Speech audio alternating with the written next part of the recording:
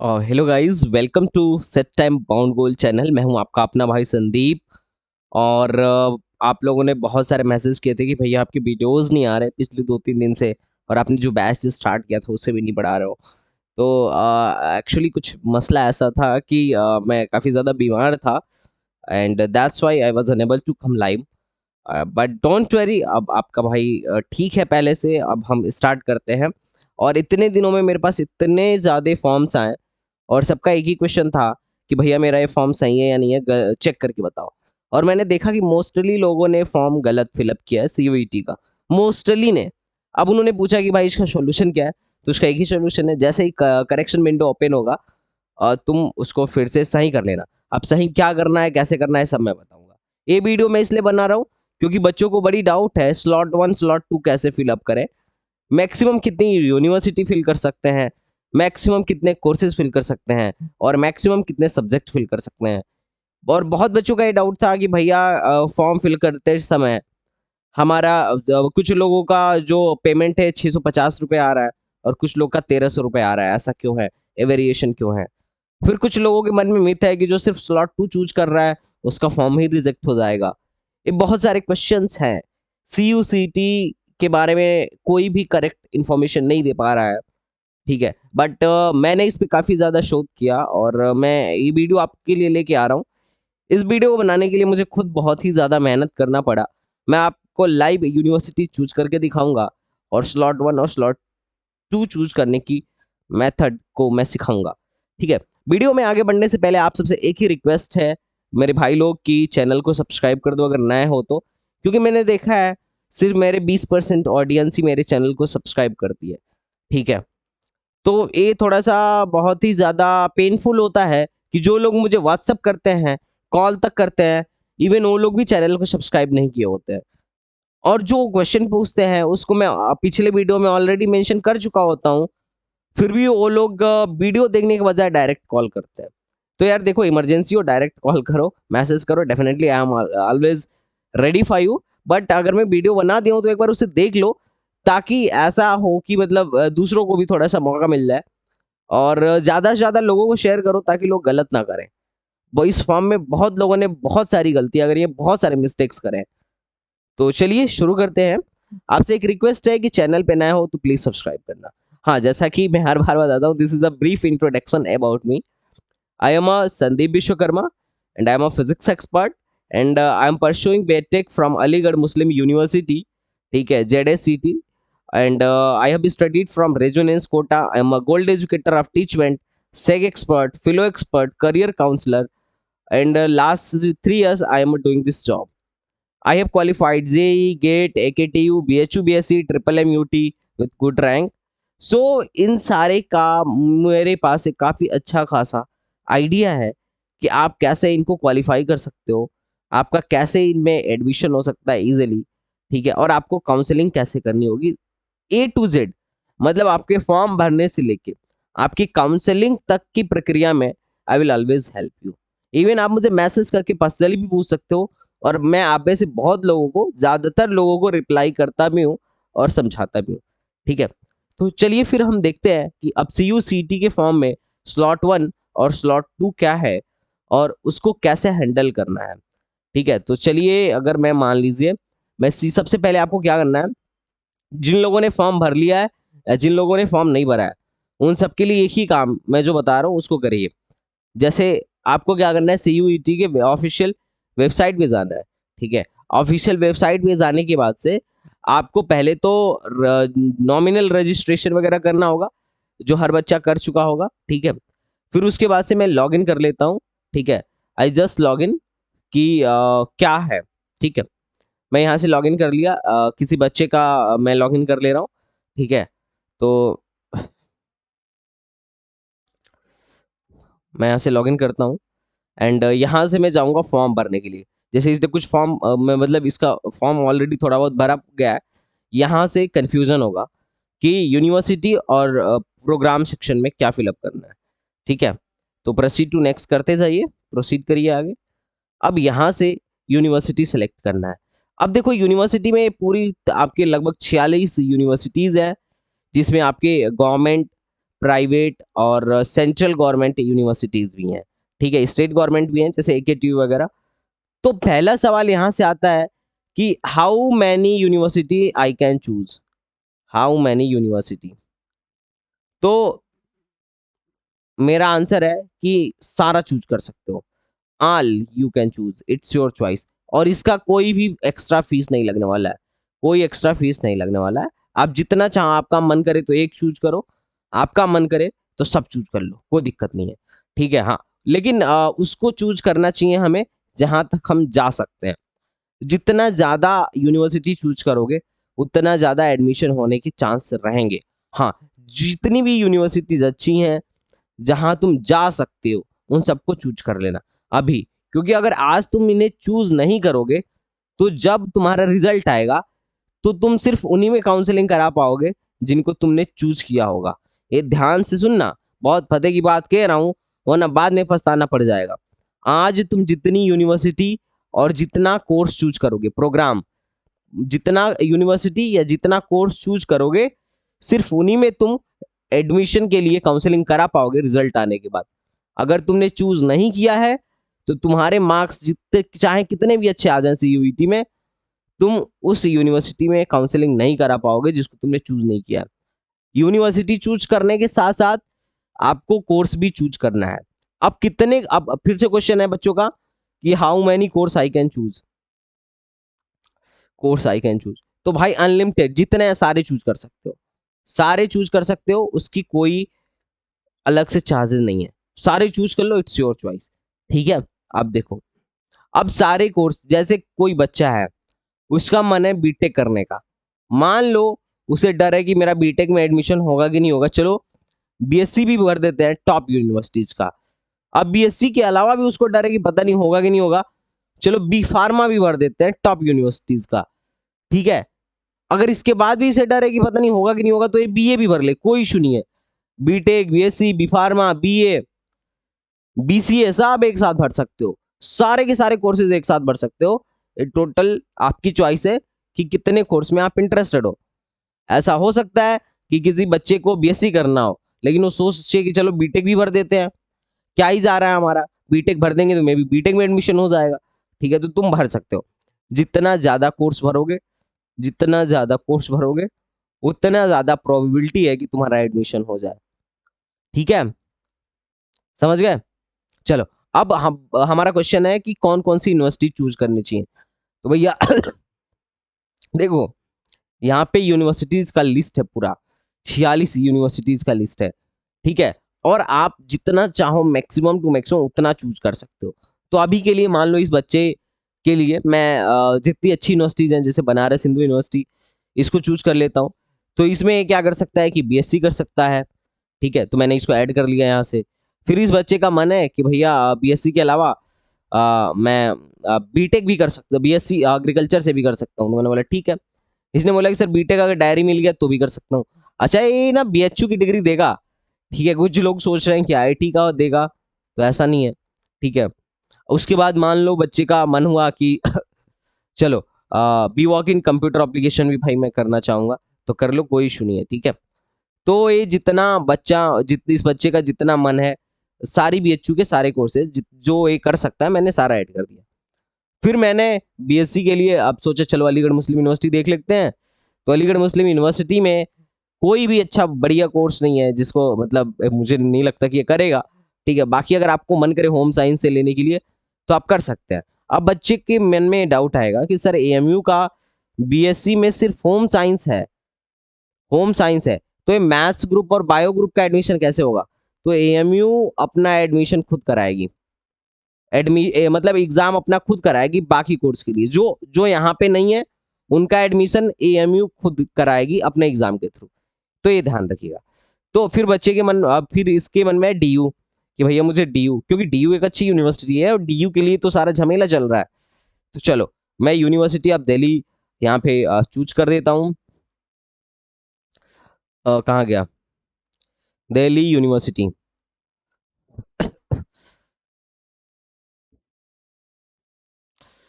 University of Delhi मैंने choose करा। अब इसमें बहुत सारे कोर्सेज हैं, बहुत सारे कोर्सेज हैं। अब बीएससी के सारे कोर्सेज मैं चूज करूंगा, बीएससी और बीटेक के। तो चलो बीएससी इन इलेक्ट्रॉनिक्स, ठीक, और then BSc in instrumentation, BSc in computer science, मतलब जितने हैं मतलब आप समझ ही सकते हो जितने भी हैं। अब जैसे बीएससी इसमें बीटेक भी होता है, तो बीटेक भी मैं चूज करूंगा, क्योंकि इस बच्चे को साइंस में जितने भी चाहिए, उसने बोला है कि भाई मुझे ऐसा बताओ कि साइंस में जितने भी हैं सब मेरा हो जाए। मतलब बीएससी इसका ये है, इसका मोटो ये है कि बीएससी प्लस बीटेक अगर टॉप जगह से मिले तो मुझे दिलवा दो। तो मैंने उस हिसाब से इसका फॉर्म फिल कर रहा हूँ।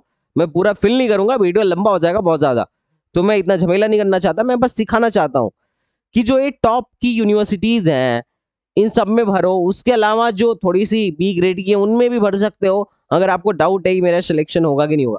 क्योंकि भरने का पैसा थोड़ी ना लग रहा है यार, हम तो जितनी चाहें उतनी भर सकते हैं ना।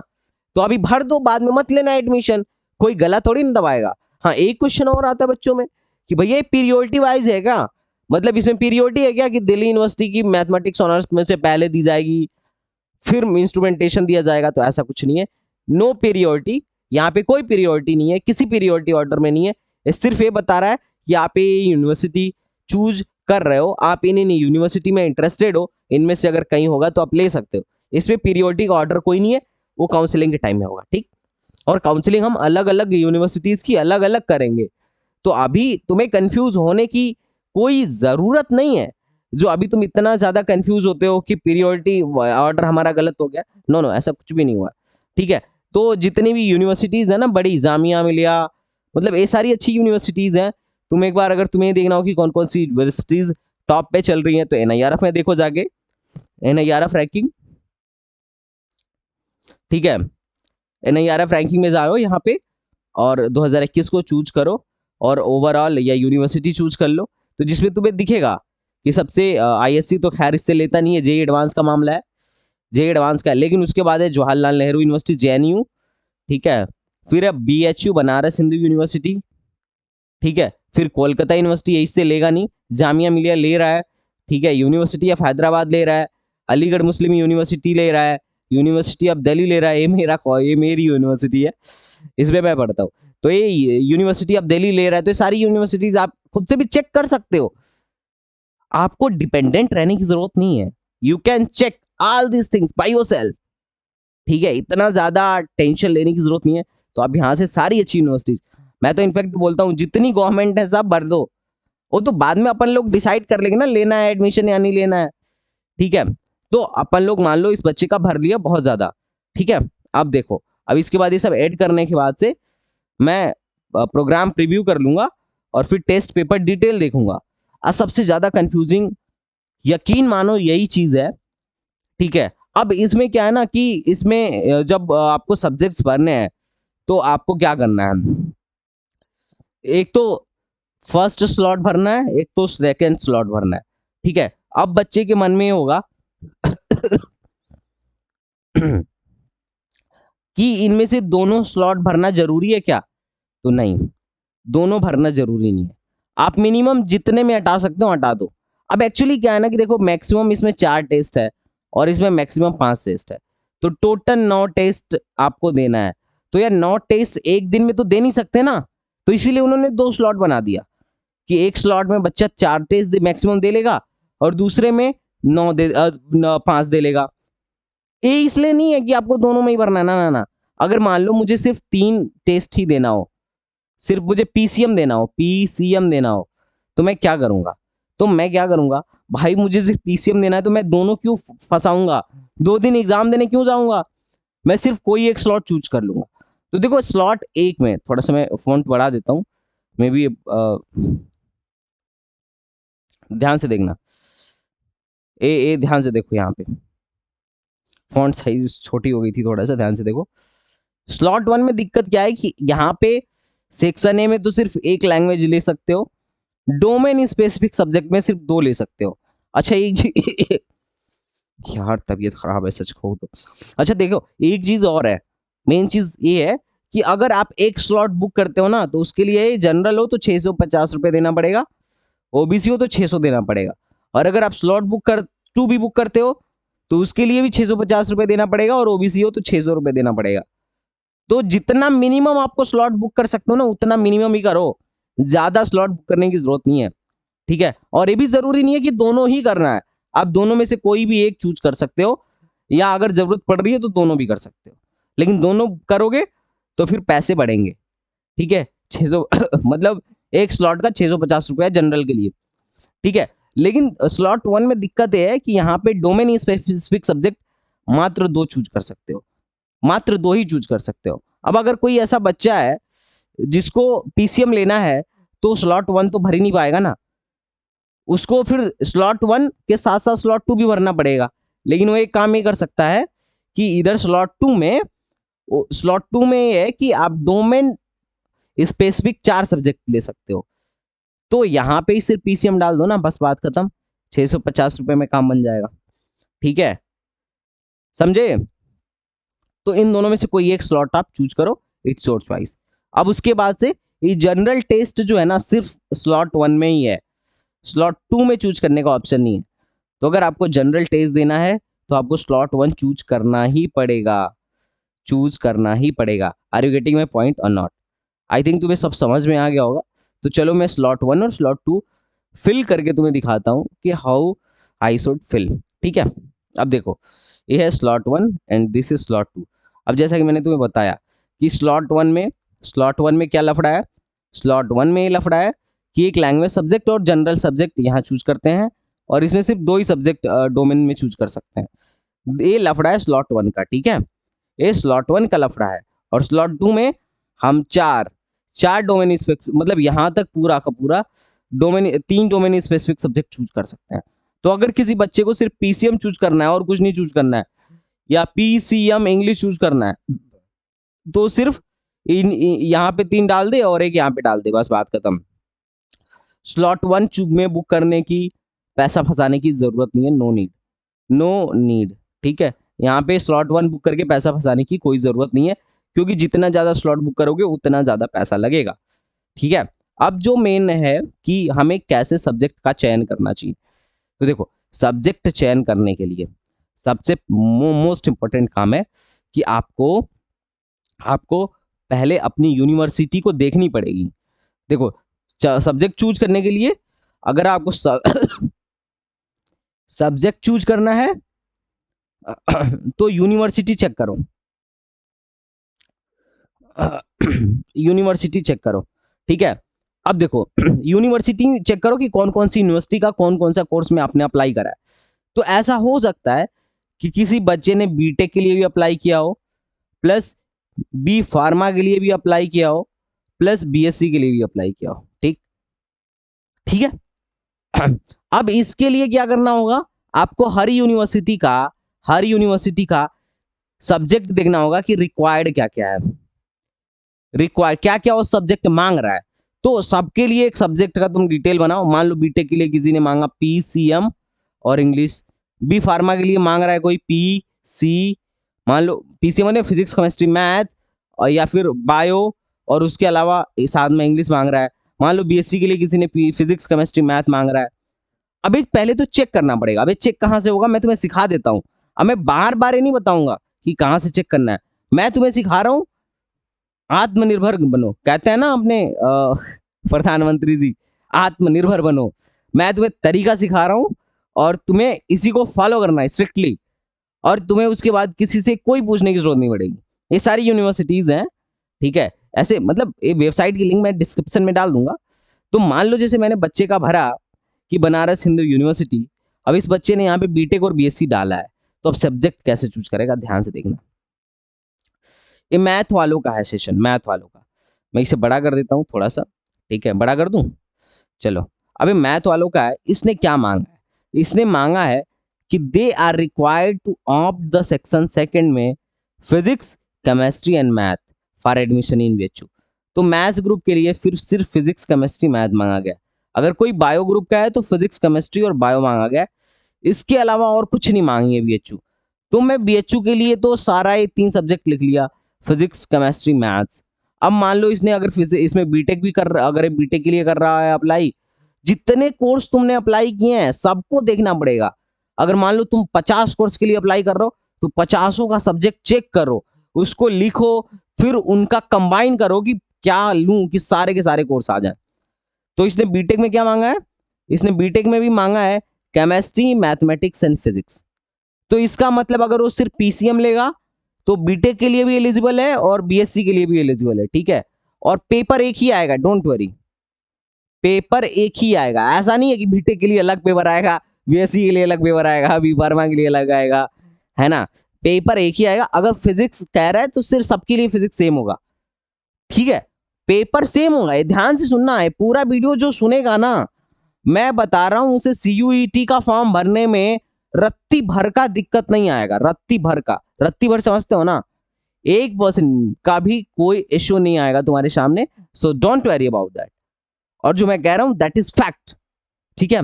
तो ये चीज है, ये चीज तुम समझ गए। जैसे मान लो अगर उसने फूड में भी अप्लाई किया है तो फूड में भी क्या है, मैथमेटिक्स, फिजिक्स एंड केमिस्ट्री। तो इसके लिए भी मतलब अगर सिर्फ पीसीएम चूज करता है तो बीएचयू के सारे कोर्स, मतलब बीएचयू के जितनी कोर्स इसने भरा है उसके लिए एलिजिबल है। तो बाकी अदर यूनिवर्सिटी भी देख ले कि अदर यूनिवर्सिटी के लिए क्या क्या चाहिए। तो मान लो इसका दूसरा प्रेफरेंस है इसके बाद डीयू। तो अब अपन लोग डीयू पे जाएंगे। डीयू की ये है site, where is DU, University of Delhi. कहाँ गया, अच्छा यूनिवर्सिटी ऑफ इलाहाबाद भी ठीक है, यूनिवर्सिटी ऑफ हैदराबाद और भी अच्छा है। तो मैंने अभी इसका पूरा फॉर्म नहीं भरा है, मैं और बहुत सारा यूनिवर्सिटी ऐड करूंगा। तुम्हें भी बहुत सारा यूनिवर्सिटी ऐड करना चाहिए। तो मैक्सिमम जितना कर सकते हो कर लो, कौन से पैसे लग रहे हैं यार, है ना। साइबर कैफे वाले का सर खा जाना कि संदीप भैया हमारे बताए थे ऐसे ऐसे भरो, ठीक है।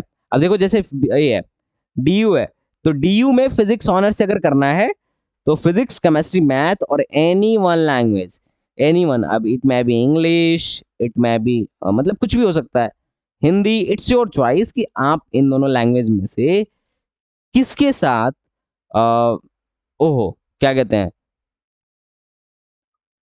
ओ, मतलब किसके साथ ज्यादा कंफर्टेबल हो, वही वाला। और एक चीज ध्यान रखना, डीयू में एडमिशन के लिए candidate must have obtain minimum 30% score in any one language of list A.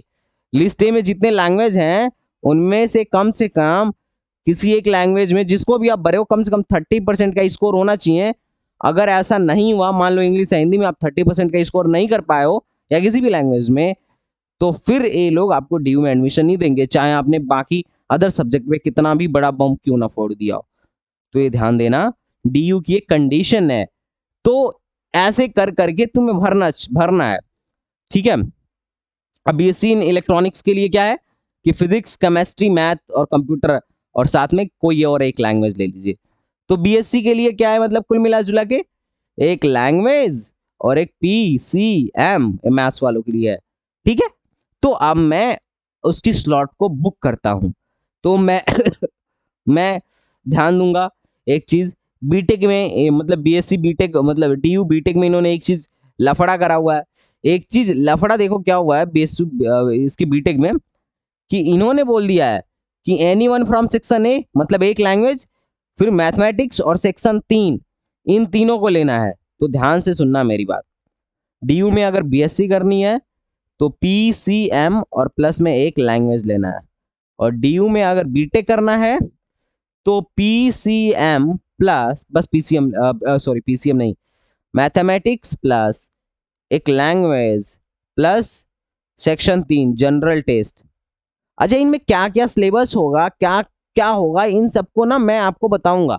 और मैं एक व्हाट्सएप ग्रुप भी बना रहा हूँ, उसको मैं लिंक में दे दूंगा, आप चाहो तो ज्वाइन होकर मुझसे जुड़ सकते हो। टेलीग्राम पे भी जुड़ सकते हो, बातें कर सकते हो प्यारी प्यारी, ठीक है। तो आपके जो भी डाउट होंगे I will take care of them, ठीक है। तो अब देखो, अब मुझे कौन सा ऐसा सब्जेक्ट चूज करना चाहिए जो सबके लिए आ जाए। तो देखो बीएचयू के लिए हमें पीसीएम लेना है, और इसके लिए पीसीएम प्लस एक लैंग्वेज लेना है, और इसके लिए पीसीएम प्लस जनरल टेस्ट लेना है। तो कौन सा सब्जेक्ट मुझे चूज करना चाहिए?